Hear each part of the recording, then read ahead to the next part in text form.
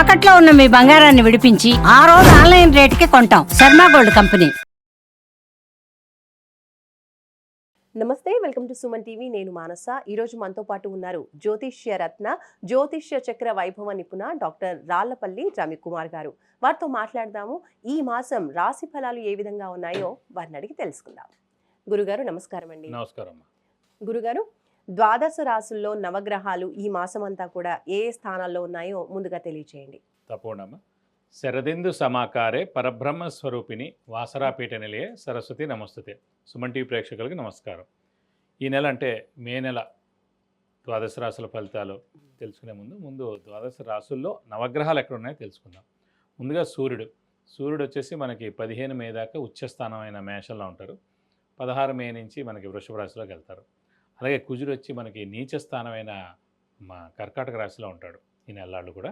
Next వచ్చేసి రాహు మనకి కుంభరాశిలోకి ప్రవేశిస్తున్నాడు 18 మే నుంచి.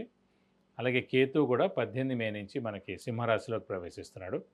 అలాగే గురువు వచ్చేసి మనకి మిథున్ రాశిలోకి 15 మే నుంచి మనకు వస్తున్నాడు. సో ఎప్పుడైతే మనకి గురువు ఒక రాశి నుంచి ఇంకో రాశిలోకి మారుతారో పుష్కరాలు స్టార్ట్ అవుతాయి అన్నమాట. సో నెక్స్ట్ వచ్చేసి మనకి శని ఆల్రెడీ మనకి 31 మార్చి నుంచే మేన్ రాశిలోకి ప్రవేశించాడు. కాబట్టి ఇప్పుడు మేన్ రాశిలో శని ఈ మాసం అంతా ఉంటాడు. అలాగే బుధుడు వచ్చి మనకి మేషరాశిలో ఈ నెలలాళ్ళు ఉంటాడు. బుధుడు నీచత్వం కూడా వెళ్ళిపోయింది మనకి. మొన్నదాకా నీచలో ఉండి కూడా బుధుడు కూడా నీచత్వం వెళ్ళిపోయి మేషరాశిలోకి ఈ మాసం అంతా ఉంటాడు. అలాగే మనకి శుక్రుడు వచ్చేసి మేన్ రాశిలో ఉచ్చస్థానంలో ఈ మాసం అంతా ఉంటాడు. ఈ నెల మెయిన్గా ఏంటంటే 3 మేజర్ గ్రహాలు, మెయిన్ గ్రహాలైన గురువు, రాహు, కేతువులు మనకి రాశులు మార్పు చెందాయండి. ఉదాహరణకి గురువు మొన్నటిదాకా వృషభ రాశిలో ఉన్నవాడు 15 మే నుంచి మిథున రాశిలోకి ప్రవేశించడం. అలాగే రాహు మనకి మేన్ రాశిలో ఉన్నాడు ఏనార్థం నుంచి. అతను 18 మే నుంచి మేన్ రాశి నుంచి కుంభరాశిలోకి ప్రవేశించాడు. ఏనార్థం అంతా ఇక్కడే ఉంటాడు. అలాగే గురువు సంవత్సర కాలం అంతా మిథున రాశిలో ఉంటాడు. అలాగే కేతు వచ్చేసి మనకి కన్యా రాశి నుంచి సింహరాశిలోకి ప్రవేశించాడు ఈ 18 మే నుంచి. సో ఈ ఏనార్థం అంతా కూడా సింహరాశిలోనే కేతు ఉంటాడు.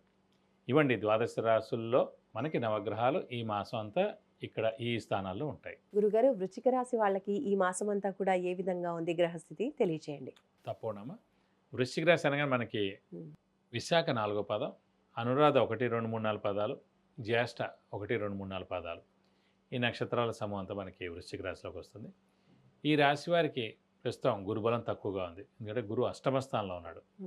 అలాగే శని పర్వాలేదు, అర్ధాష్టమ శని వెళ్ళిపోయింది. ఎందుకంటే 31 మార్చి దాకా 2.5 సంవత్సరాల నుంచి అర్ధాష్టమ శని వెళుకు నడిచింది. బాగా స్ట్రెస్, స్ట్రెయిన్, మానసిక ఆందోళన, అనారోగ్యం, కొంతమందికి సర్జరీస్ కూడా అయ్యాయి, కొంతమంది డబ్బు ఖర్చు అయింది, కొంతమంది ఇళ్ళు ఖాళీ చేశారు, కొంతమంది ఇళ్ళు అమ్మేశారు, కొంతమంది వ్యాపార నష్టాలు అయ్యాయి, కొంతమంది కోర్టు కేసులు అయ్యాయి, లిటిగేషన్లు ఉన్నాయి, ల్యాండ్ రిలేటెడ్ ప్రాబ్లమ్స్ ఇవన్నీ కూడా ఫేస్ చేశారండి వృశ్చిక రాశి వారు. అవన్నిటి నుంచి మేజర్గా దేవుడి వల్ల 31 మార్చి నుంచి బయటపడ్డారు. ఇప్పుడు పంచమ స్థానంలో శని ఉన్నాడు కాబట్టి 2.5 సంవత్సరాలు 60% బాగుంటుంది. 3, 6, 11 స్థానాలు అయితే కనుక 100% అండి. శనికి కానీ, రాహు కానీ, కేతు కానీ గోచారిచ్చారు. సో 5th హౌస్లో ఉంది కాబట్టి 50 to 60% బాగానే ఉంది. అర్ధాష్టమం అంటే మరీ బాగాలేనట్టు, 0 అన్నట్టు. సో అర్ధాష్టమం నుంచి 5th హౌస్లోకి వచ్చాడు కాబట్టి ఇంకా పర్వాలేదు వృశ్చిక రాశి వారికి. అలాగే రాహు మటుకు 4th హౌస్లో ఉన్నాడు, 10th హౌస్లో ఏమో కేతు ఉన్నాడు. రాహు కేతులు పర్వాలేదు, శని పర్వాలేదు, గురువు మటుకు బలం తక్కువగా ఉందని చెప్పుకోవాలి. సో ఈ రాశికి ఏంటంటే మెయిన్గా రాశాధిపతి అయిన కుజుడు కూడా ప్రస్తుతం నీచ స్థానంలో ఉన్నాడు. సో ఈ నీచలో ఉండడం మూలాన్ని కొంచెం కష్టాలు ఎక్కువగా ఉంటాయి, హార్డ్ వర్క్ బాగా చేయాలి. అంటే శ్రమ, కాలం, ధనం వ్యర్థమైనకి అవకాశం ఉంది. అవసరానికి డబ్బులు సమకూరవు, రావాల్సిన బాకీలు ఆలస్యం అవుతాయి. అలాగే కొంచెం అదృష్టం పాళ్ళు కూడా కొంచెం తక్కువ ఉందని చెప్పుకోవాలి ఈ నెలలు కూడా అన్నమాట. సో బాగా కష్టపడితే కానీ పనులు జరగవు. కాబట్టి షూరిటీస్ పెట్టకండి, స్పెక్యులేషన్స్ జోలికి వెళ్ళకండి, మధ్యవర్తిత్వం వహించకండి. కొంచెం ఆరోగ్యం విషయంలో కూడా కొంచెం జాగ్రత్త వహించండి. ఇంట్లో పెద్దవాళ్ళ చిన్నపిల్లల ఆరోగ్యం కూడా కొంచెం జాగ్రత్త వహిస్తే మంచిది.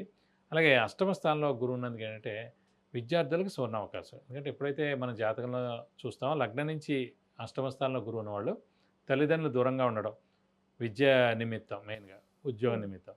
సో విద్యార్థులు ఎవరైతే ఫారెన్కి వెళ్ళి చదువుకోవాలనుకుంటున్నారో, లేదంటే ఇండియాలో వేరే చోటకి వెళ్ళి చదువుకోవాలనుకుంటారో వాళ్ళకి ఇది సరైన సమయం. మంచి ర్యాంక్ వస్తుంది, మంచి సీట్ వస్తుంది. సో తల్లిదండ్రులు దూరంగా ఉండి చదువుకునేందుకు అవకాశం కూడా వీళ్ళకి కలుగుతుందంటే అది మంచి సీటు వస్తున్నాయి కదా ఆ యూనివర్సిటీ. సో ఆ ఫారెన్కైనా వెళ్ళి చదువుకోవచ్చు, ఇండియాలో అయినా మంచి యూనివర్సిటీలో కూడా వెళ్ళి చదువుకునేందుకు అవకాశాలు ఎక్కువగా ఉన్నాయి. గురుగారు, వృశ్చిక రాశి వాళ్ళకి ఆర్థికంగా ఈ మాసం ఏ విధంగా ఉండబోతోంది? సాధారణంగా ఆర్థికం అన్న ధనం అన్న కూడా కారకుడు గురువు అండి. ఉమ్, ఎందుకంటే ఇది కాకుండా ద్వితీయాధిపతి కూడా గురువు అయ్యాడు వృశ్చిక రాశికి. ఉమ్, సో ధనాధిపతి కూడా గురువు అయ్యాడు కాబట్టి అలాంటి ధనాధిపతి ధనకారకుడు అయిన గురువు అష్టమ స్థానంలో ఉన్నందుకు ఆర్థికంగా కొంచెం మిశ్రమంగా ఉంటుంది ఉమ్, ఈ సంవత్సర కాలం అంతా కూడా. ఈ నెలలు కూడా అలాగే ఉంటుందని చెప్పవచ్చు. కానీ బాగా కష్టపడితే కానీ పనులు జరగవు. ఈ శ్రమకాలం ధనం వ్యర్థమయ్యేందుకు అవకాశం ఉంది కాబట్టి బాగా కష్టపడితేనే డబ్బులు వస్తాయి. కాబట్టి ఈ నెలలు కూడా ఈ మాసం అంతా కూడా ఆర్థికంగా మిశ్రమంగా ఉంటుందని చెప్పుకోవాలి. మరి గురుబలం ఏ విధంగా ఉంటుంది వీరికి? సాధారణంగా ఇందాక కూడా చెప్పుకున్నాం, గురుబలం అంటే ఉమ్, మన రాశి నుంచి ద్వితీయం అంటే Hmm. సెకండ్ హౌస్, 2వ స్థానం, 5వ స్థానం, 7వ స్థానం, 9వ స్థానం, 11వ స్థానం, ఈ స్థానాల్లో ఉంటేనే గురుబలం అన్నట్టు. ఇది అష్టమంలో ఉండిపోయేటప్పటికంటే మిశ్రమంగా ఉంది, మధ్యస్థంగా ఉంది, మీడియంగా ఉంది. సో 50% బలం ఉందన్నమాట.